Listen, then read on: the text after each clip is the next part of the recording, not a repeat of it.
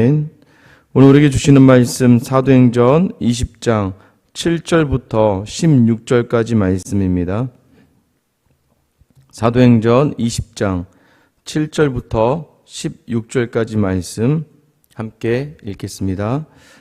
그 주간의 첫날에 우리가 떡을 떼려 하여 모였더니 바울이 이튿날 떠나고자 하여 그들에게 강론할새 말을 밤중까지 계속하며 우리가 모인 윗다락에 등불을 많이 켰는데 유두고라 하는 청년이 창에 걸터 앉아 있다가 깊이 졸더니 바울이 강론하기를 더 오래 하며 졸음을 이기지 못하여 3층에서 떨어지거늘 일으켜보니 죽었는지라. 바울이 내려가서 그 위에 엎드려 그 몸을 안고 말하되 떠들지 말라, 생명이 그에게 있다 하고 올라가 떡을 떼어 먹고 오랫동안 곧 날이 새기까지 이야기하고 떠나니라. 사람들이 살아난 청년을 데리고 가서 적지 않게 위로를 받았더라. 우리는 앞서 배를 타고 아소에서 바울을 태우려고 그리로 가니 이는 바울이 걸어서 가고자 하여 그렇게 정하여 준 것이라. 바울이 아소에서 우리를 만나니 우리가 배에 태우고 미둘레네로 가서 거기서 떠나 이튿날 기호 앞에 오고 그 이튿날 사무에 들르고 또 그 다음날 밀레도에 이르니라. 바울이 아시아에서 지체하지 않기 위하여 에베소를 지나 배 타고 가기로 작정하였으니 이는 될 수 있는 대로 오순절 안에 예루살렘에 이르려고 급히 가미러라. 아멘. 오늘 7절 말씀 시작할 때 그 주간의 첫날 우리가 떡을 떼려 하여 모였다라는 표현이 나옵니다. 아마 이런 표현들을 통해서 우리가 안식일, 토요일이 아니라 일요일, 주일을 주의 날로 지키는 그러한 성경적인 이유가 되기도 합니다. 그 주간의 첫날, 그러니까 유대인들은 그 마지막 날이 바로 이제 안식일이었죠. 그 주간의 첫날은 보통 이제 월요일부터 시작하는 것이고, 우리가 이제 하나님 창조하신 순서도 월, 화, 수, 목, 금, 토하고 일, 월, 화, 수, 목, 금, 토요일 날 안식을 하시는 거죠. 일곱째 날에 안식을 하셔서 유대인들은 안식일을 그 일곱째 날로 지켰다는 거예요. 그러면 첫날이 무엇입니까? 주일이 되는 것이죠. 예수님이 이 땅에 오셔서 부활하신 이후부터 초대교회부터는 주의 날, 주님의 날에 모여서 말씀을 강론하고 예배를 드리기 시작했던 초대교회의 모습이 여기에서 그대로 드러나기도 합니다. 그래서 결국에는 이 주일 모임에서 바울이 많은 사람들과 함께 하게 됩니다. 그런데 바울은 다음 날 아침에 일찍이 이제 떠나고자 했습니다. 드로아가 어디입니까? 여러분, 드로아는요, 아시아에서부터 쫓겨났다가 이 바울이 성령과 예수의 영에 이끌려서 드로아까지 오게 되었고, 그때 마게도니아의 환상을 보고 유럽의 전도가 시작됐던 곳이에요. 이곳에서 바울은 굉장히 의미가 있지 않았겠습니까? 근데 바울은 지금 다시 예루살렘 또 수리아 안디옥으로 향하는 길입니다. 바울은 이제 다음 날 떠나고자 하니까 마음이 급해지죠. 그래서 그들 가운데 강론을 하게 되는데 말이 이제 밤중에 계속하게 되었습니다. 자, 그러자 7절 상반절 하반절 바울이 이튿날 떠나고자 하여 그들에게 강론할새 말을 밤중까지 계속하며 8절 우리가 모인 윗다락에 등불이 많이 켰는데 바울의 설교가 굉장히 늦어지고 있죠. 왜 늦어지고 있을까요? 밤에 왜 모였을까요? 초대교회가 처음에 여러분 예수 믿는 사람들이 보통 어떤 사람들입니까? 돈 많고 여유 있는 사람들이 예수를 믿지 않죠. 상황이 어렵고 환경이 너무나 초라한 그런 사람들에게 복음이 먼저 다가가지는 거잖아요. 그러니까 이 당시 종으로 있던 사람들, 아무리 그 가정의 종으로 있어도 저녁 이후부터는 자유가 허락이 되었던 종들 위주로 이 예배가 진행되었던 것 같습니다. 그러다 보니까 아무리 일요일이라고 해도, 아무리 로마에서 그날 쉰다고 해도 오전 내내, 오후 내내 일을 하다가 저녁이 되어서야 시간이 될 수 있었던, 아마 신흥도 성도 가운데 아직까지 그 자신의 신분이 종인 성도들이 굉장히 많았던 거예요. 그래서 가능한 저녁에 모여서 예배를 드릴 수밖에 없는 상황이었습니다. 그러자 밤중에 모여서 이 바울이 하나님의 나라에 대해서 계속해서 전할 때에 시간 가는 줄 모르고 계속 밤까지 이어지고 있었던 거예요. 그때 9절 보시면 유두고라는 청년이 창에 걸터 앉아 있다가 깊이 졸더니 바울이 강론하기를 더 오래 하며 졸음을 이기지 못하여 3층에서 떨어지거늘 일으켜보니 죽었는지라. 여러분, 이제 이 본문을 보면 우리 이제 목사님들이 이 본문에 큰 위로를 받습니다. 바울도 설교하는데 사람이 졸더라. 여러분 그렇게 이제 접근을 하면 안 되는 내용이 제가 이전에 말씀드렸던 것처럼 여기서 말하는 유두고라는 청년, 이 청년이라는 단어는 헬라어로 파이스라는 단어인데요. 보통 아이들을 이야기할 때 파이디온이라고 유명한 우리나라 이제 이렇게 아이들 찬양 그룹이 있긴 하죠. 그러니까 여기서 파이스라는 단어는 아이라는 의미도 있고요. 또 하나는 뭐냐면 종의 의미도 있습니다. 그러니까 이 유두고라는 청년이 종이었던 거예요.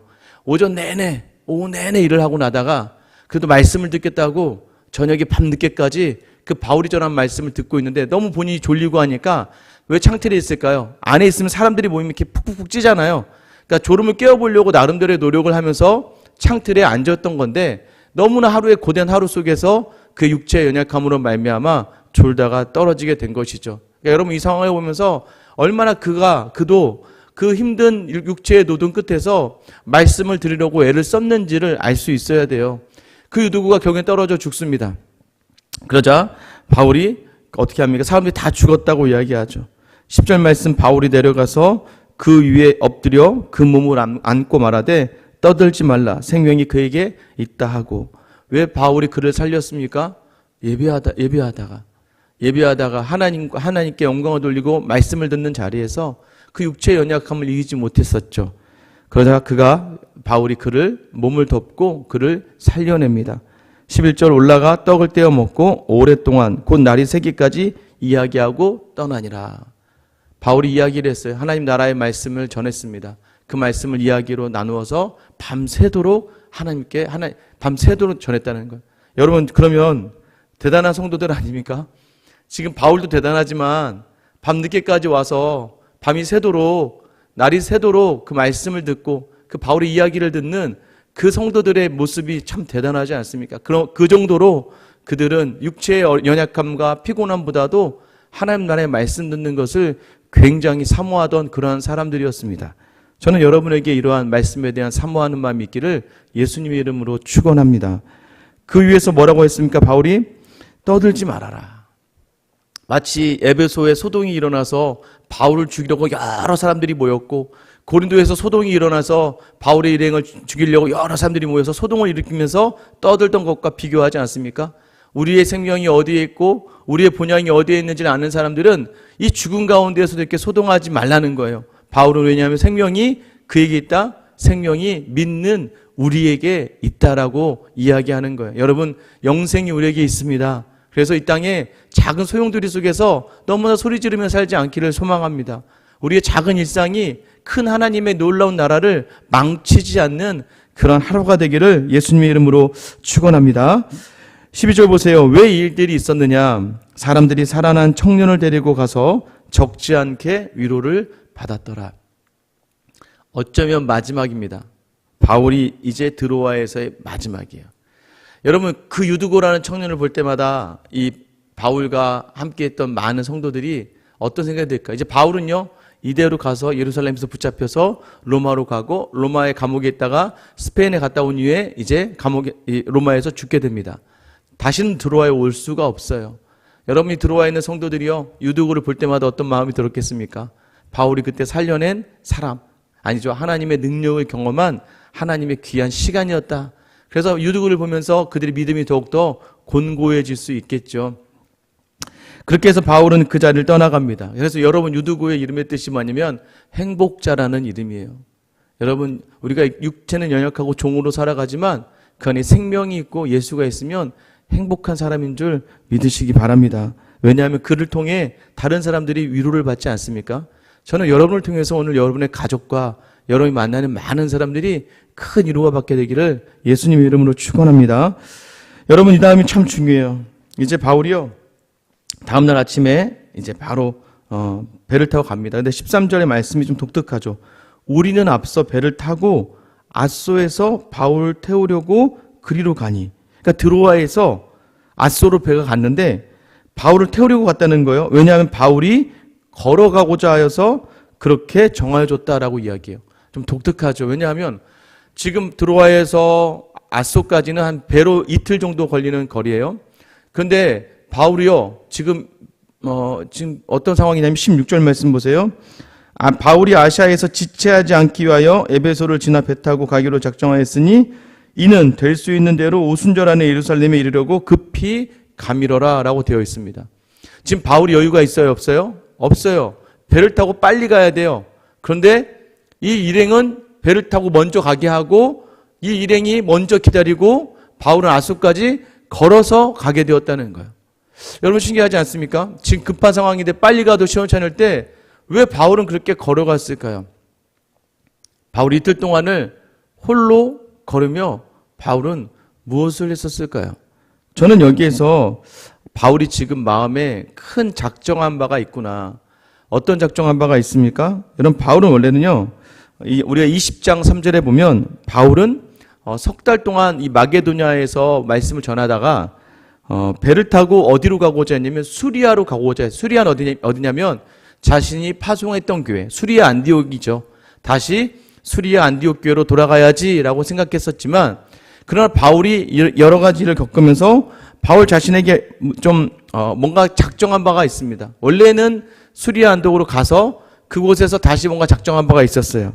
그것이 무엇이냐면 19절 사도행전 19장 21절에 보면 이 일이 있은 후에 바울이 마게도냐와 아가야를 거쳐 예루살렘에 가기로 작정하여 이르되 내가 거기도 갔다가 후에 로마도 보아야 하리라 하고 어느덧 이제 바울의 마음에요, 로마에 대한 강렬한 그런 마음이 생기기 시작했습니다. 그리고 이제 그가 드로아에서 말씀을 전하고 나오는 그 속에서 바울 안에 어떤 소명에 대한 확신, 그러니까 하나님이 내게 주신 사명을 확인할 수 있는 자리였던 것 같아요. 그 이튿날 지난 다음부터 바울이 먼저 알게 된 게 무엇이었을까요? 이제 이후에요, 밀레도로 갔을 때 바울이 뭐라고 이야기합니까? 이제 좀 있다가 이제 밀레도에 도착한 다음에 밀레도에서 에베소에도 들릴 시간이 없었어요. 그래서 에베소의 장로들을 다 초청합니다. 본인이 2년 넘게 사역했던 그 교회잖아요. 도란도 소원이 있었던. 마지막으로 해서 뭐라고 이야기하나요? 오늘 혼자 걷고 난 이후의 시간에 바울이 밀레도에서 장로들을 불러서 뭐라고 이야기합니까? 나의 달려갈 길이 다 맞춰지고 하나님께 전제로 부어졌다. 나의 마지막 끝자락을 향해서 나아간다. 여러분 이런 이야기를 왜 바울이 할까요? 바울이 이제 알고 있었습니다. 자기가 예루살렘으로 가게 되면 고난을 받고 그 고난 끝에서 로마는 가겠죠. 로마를 가서 마지막 그의 복음의 자리. 아마 그것이 굉장히 바울에게 있어서 트라우마가 있었다니까요. 고통과 고난의 트라우마가 있었습니다. 또 맞아야 돼. 또 갇혀야 돼. 그런데 하나님께서 갑자기 마음에 강하게 너 이제 로마 가야겠다 라고 생각하게 하신 그 로마 가는 길이 쉽지 않을 거라는 걸 바울이 알고 있었어요. 왜 그렇습니까? 밀레도에서도 사람들이 말렸어요. 근데 이후에 가이사랴에 도착했을 때도 가이사랴의 빌립 집사의 내 딸이 예언을 했어요. 착고를 차고 또 네가 들어가게 되면 너 거기에서 잡히게 될 것이라는 것을 많은 사람들이 이야기하고 예언했습니다. 바울이 몰랐을까요? 여러분 우리는 알고 있죠. 바울은요 알고 있었어요. 그래서 그가 이제 예루살렘으로 가게 되면 자기가 다시는 이 드로아와 밀레도와 또 수리아 안디옥으로도 가지 못한다는 것을 하나님이 그에게 아마 강하게 말씀해 주신 것 같아요. 그래서 바울은 어떻게 합니까? 그 고통의 자리를 가는 게 너무 싫고 힘들고 어렵고 또 외로움의 자리에 있는 게 너무나 싫고 또 갇히고 매맞는 게 너무나 싫은데 바울은 그 길을 걸으면서 유유히 혼자 묵상하는 겁니다. 주님이 가신 그 길을 내가 가겠습니다라는 이 이틀 사이에 혼자 걷는 길 속에서 바울이 작정한 바가 이제 에베소 장로들을 불러서 그의 마지막 말을 통해서 알 수가 있는 거예요. 여러분 우리는 어렵고 힘든 자리가 있을 때마다 세상적인 방법을 생각해내고 또는 어떻게든 나의 어려움을 드러내고 이야기하려고 합니다. 저도 목회할 때 그런 일들을 많이 얘기하는 것 같아요.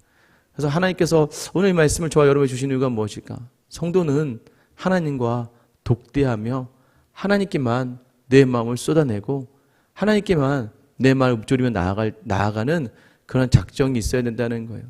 하나님의 사람으로 살아갈 때 있어서 여러 가지 속상한 일이 많고 또 때로는 어려운 일이 많고 힘든 일이 많을 수 있습니다. 그런데 그때 있잖아요. 사람들에게 이야기하면 뭔가 풀리는 것 같아요. 사람들에게 내 마음을 이야기하고 내 억울함을 이야기하면 조금 마음이 나아진 것 같기도 합니다. 그러나 진정한 해결은 그곳에서 일어나는 것이 아니라 하나님과 독대하며 밤에 하늘의 달과 별을 보며 그 칠흑 같은 어둠을 걸으면서 하나님과 독대하고 하나님과 이야기하고 하나님께 내 마음을 드리고 하나님의 마음을 받는 그 시간이 바울에게는 굉장히 귀한 시간이었어요. 그래서 예수님도요, 여러분 왜 새벽 기도를 우리가 드립니까? 이 새벽 기도를 드리는 성경 구절의 원인은 무엇이에요? 새벽 미명에 예수님께서 깨어 기도하셨다는 것, 그 말씀 하나 붙들고 여러분이 새벽에 나오시는 거예요. 전 세계에 어디도 없는 새벽 기도라고 하는 굉장히 다른 나라 사람들이 들으면 무섭고 떨리고 두려운 그런 예배 중에 하나입니다. 어떻게 매일마다 새벽 예배를 드려? 제가 이제 교제하고 있는 제 외국에 있는 친구들은요, 제가 이제 목사가 된 걸 알고 깜짝 놀라기도 하고, 또 하나는 뭐냐면 매일같이 새벽기도 설교를 한다는 걸 알고 더 놀랍니다. 아니 그게 어떻게 사람이 할 수 있는 것들인지, 새벽마다 일어나서 성도들과 함께 말씀 나누는 자리에 굉장히 힘들어, 굉장히 당황스러워해요. 그러나 여러분 새벽에 일어나는 이유가 무엇이고, 이 새벽에 나와서 하나님의 말씀을 듣고 기도하는 가장 큰 유익은 무엇입니까? 오늘 하루 성도의 삶은요 여전히 녹록하지 않을 거예요. 여러분 오늘 하루도 여러분에게 굉장히 힘들 겁니다. 왜요? 성도로 살아가니까 힘들어요. 자녀를 바라볼 때마다 화가 나죠. 비교되면 떨어지고, 남편을 바라보고 아내를 바라볼 때마다 비교가 되면 아유 진짜 왜 저러는지 모르겠어. 왜 이게 이렇게 안 바뀌니? 직장에 가서도 마찬가지예요. 그곳에서도 많은 사람들 경쟁 속에서 많이 여러 가지 마음이 심란하고 화가 나기 시작해요. 또는 내 생각이 제대로 이루어지지 않는 하루가 될 수도 있습니다. 여러분 그러나 중요한 건 성도의 삶이기 때문에 여전히 성도로 살아가는 건 세상에서 고통과 고난과 아픔을 수반할 수밖에 없어요. 그러나 기억하셔야 됩니다. 우리가 이 새벽 기도를 그래서 드리는 거예요. 이 새벽에 말씀을 듣고 이 새벽에 하나님과 독대하며 하나님께 내 마음을 드리고 하나님의 마음을 담아서 그렇게 작정한 바대로 살기를 위하고 노력하고, 또 하나님 주시는 그 힘과 그 위로로 하루를 살고자 우리가 그렇게 정하여 이 자리에 나온 것 아니겠습니까? 사랑하는 성도 여러분, 이 새벽의 기도가 여러분에게 복된 하루의 출발이 될 수 있기를 소망합니다. 이 새벽에 드려지는 이 기도가 단순히 습관적으로 나와서 기도하고 그 자리에 또 뭐 누구를 위해서 나오고 이런 게 아니라 그저 나의 나아갈 바, 나의 발걸음, 하나님을 향한 나의 그 마지막 신앙의 발걸음의 모든 자리에서 늘 하나님과 독대하며 하나님께 내 마음을 듣는 그런 귀한 시간, 또 하나님의 말씀을 받고 기도하며 나아가는 그런 귀한 시간, 그래서 여러분의 모든 인생에 하나님 주신 그 소명을 믿음으로 감당해내는 귀한 시간, 오늘 하루도 오늘 하나님과 독대하며 여러분의 하루를 하나님 주신 힘으로 살아내는 귀한 은혜가 있기를 예수님의 이름으로 축원합니다.